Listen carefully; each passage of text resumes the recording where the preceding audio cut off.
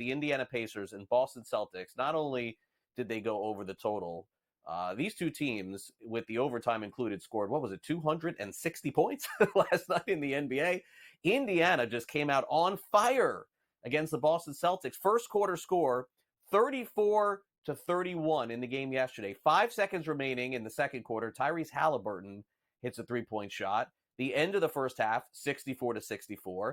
Tyrese Halliburton was going nuts at the end of the third quarter, hit another three-point shot, 94-93 at that point. Folks, that was the end of the third quarter. Then in the fourth quarter, Jaylen Brown saved the day. A lot of Boston Celtics fans actually left this game before it ended in Boston, where they've got these great fans apparently. Left the game before it ended, hits a three, tied at 117, sending the game to overtime. And in the end, the Celtics stay alive to take game one. That was the final there.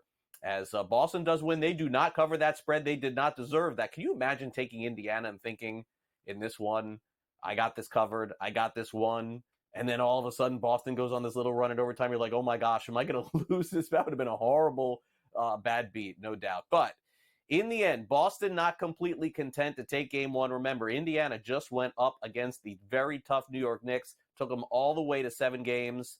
And after the game, Jaylen Brown talked about, hey, look, we got this win. We hit some shots at the buzzer, but we got to be better. I think it's always great to come out with a win. But obviously, we got to tighten up in some areas, and we're going to watch the film. I think majority of it was just transition. I think they just, we knew they were going to be fast. It didn't surprise us, but it's one thing watching it on film and then seeing it in person. They just got out of a dogfight with New York, and it just felt like they were just flying by us, getting easy layups. We got to be better. We got to match their intensity if we want to win this series. Jaylen, obviously it looked like the game was lost there at the end, and a lot of people in the arena thought so. What does it take for you guys to continue to believe, even with 10 seconds left and you need a three, to go out there and execute and make those plays to win? I mean, welcome to the NBA playoffs. You just got to manage your emotions of the game. Anything can happen. The game is not over until the final whistle, the final buzzer sounds. And that was a good example of that. We was able to turn them over a little bit towards the end. One with Halliburton on the sideline, and I was able to get the deflection off of Siakam that just extended the game. And it's not over till it's over. And we found a way to win this game at the very end. They sure did, but not covering the spread, which is, of course, what a lot of Boston fans are probably saying today. Meanwhile, Indiana not happy with their performance either, which is surprising. They played very well. It came right down to the end. They could have easily stolen game one. Tyrese Halliburton basically saying, hey, look, game ones have not been our friend, but there's still a long series to go. Free throws given up?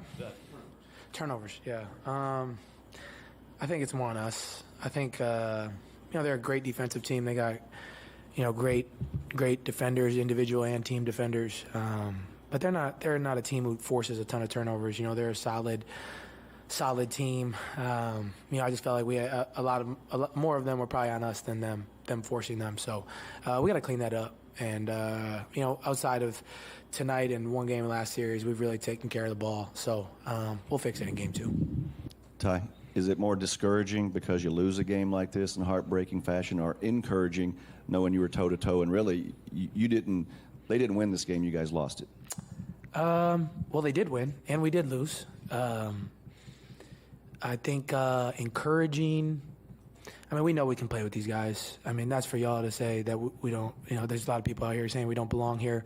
We don't really care. We know we belong. I think it's discouraging just because of the plays that happened, down the stretch. We feel like we were in position to win the game and just didn't win the game. But what I will say is encouraging is we have been trash in game ones, first series and second series. And today we played great for about 47 minutes. Just didn't sustain it for 48. So we'll go back, watch the film. There'll be good, there'll be bad, and we'll learn from it, and we'll be a lot better in game 2. Yeah, trash is not the way I would describe the Pacers. They played very well. They're here in the East Finals. All right, speaking of the future of the NBA, it looks like the NBA is closing on to this new deal with the network NBC. You've heard of them. ESPN, Amazon. It could be a trio of companies. Sports Business Journal is also planning says they're planning on airing a Basketball Night in America right after Sunday Night Football's NBC. So that should be interesting to see how they end up doing that. Also, the Inside the NBA still to be determined where they would head. We'll talk more to Simon about this later in the show. Kristaps Porzingis could be back for the Celtics. It looks like Game 4. Good news for them, making progress after straining his right calf. He's been out since April the 30th and missed the semifinal series over the Cleveland Cavaliers. Meanwhile, the awards keep coming in for Victor Wembanyama, another one. First place votes for Rookie of the Year and now All Defensive First Team. How about that? He's made it. And he just becomes the 6th unanimous voted Rookie of the Year in NBA history, with Ralph Sampson, David Robinson, Blake Griffin, Damian Lillard, and Karl Anthony Towns. And obviously is just having this incredible run here. As time progresses, we'll see if he ends up being an NBA MVP. LaMelo Ball, meanwhile, after a game in the NBA, some fans were waiting to get his autograph, and apparently they did not. There was an 11-year-old that was waiting outside their stadium. Ball did not sign autographs and apparently ran the kid over. Is it? I mean, I said apparently because we got no video to justify this. His mom says that he ran over his foot with his car, breaking it, and so now he's being sued. And we'll see if anything ends up coming of this. But naturally, the players are not obligated to sign autographs after the game, but they're also obligated to not run over your foot. So in the end, we'll see if this means anything. Ranger Suarez, meanwhile, has been the best pitcher on the Phillies, one of the best in the National League. Imanaga and him have been toe-to-toe. He threw a great game again yesterday. 10 strikeouts for Ranger Suarez.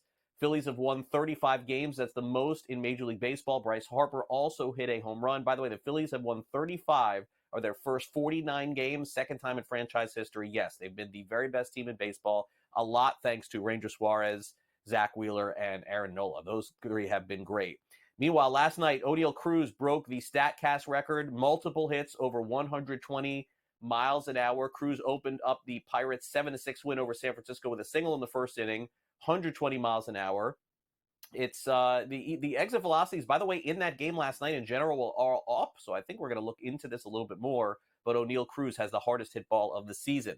Meanwhile, Barry Bonds' career, where it all started, is heading back to Pittsburgh. He's being inducted into the Pirates Hall of Fame this summer, along with Jim Leland and former catcher Manny Sanguin. Again, Bonds not in the Baseball Hall of Fame, but absolutely should be in the Pirates Hall of Fame. Had a great start to his career there. Also, 3 afternoon baseball games today, including Twins, Nationals, Mets, Guardians, and Orioles and Cardinals. In the National Football League, they're looking to an electronic system for measuring first downs. What took so long, I have no idea, but there's a chance that this tracking system will be fully implemented when the season begins in 2024. The traditional chains and sticks will be a backup plan for the NFL. This digital system will be brand new. Also, Brandon Ayuk, not at OTAs. He wants to get paid. Rashee Rice, the photographer who said Rashee Rice punched him, has asked police to drop the charges. So that's good news for him if that ends up becoming true. And also, Louisiana Sportsbook in the month of April, how about this? $40.4 million gross sports betting revenue. Great month for Louisiana.